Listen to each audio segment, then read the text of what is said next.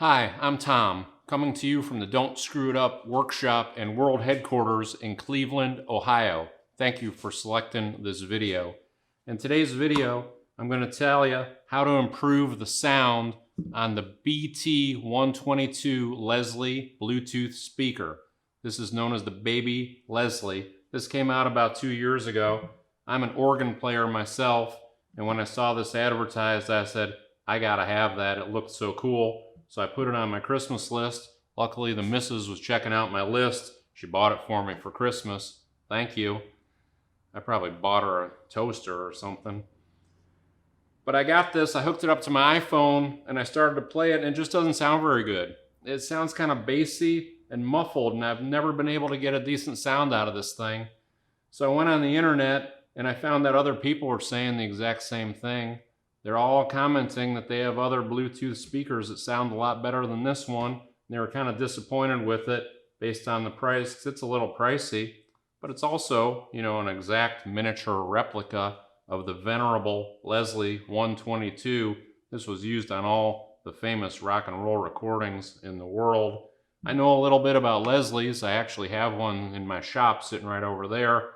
So I said, I'm going to crack this thing open and see what's going on inside. So I took the back off of this, and what you find is that when they built this thing, designed it, they tried to make it anatomically correct with the actual Leslie, so they have the speaker cone pointed straight down into the bottom of the speaker. So all that great sound, it's a good electronic speaker inside of there, but it's pointed straight down in the inside of a six-sided box. I mean, no wonder it doesn't sound very good. So I'm getting ready to fix this thing, and I say, I know how to do this. I can do this just like a real Leslie chop. I got my saw, and this video was supposed to be about how to cut the back off, the bottom of this back off, to let some of that sound out, because I got a perfectly good speaker sitting inside of a wooden box.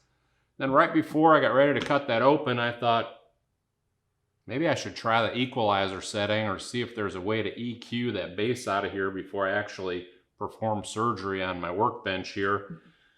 So I went to my iPhone and tried to figure out if I had an equalizer on there. I couldn't find anything. I went on the internet and found out I do have an equalizer on my iPhone, and I have one on my iPad. Here's where you find it. You click on the settings, you scroll down on the left, you'll see music.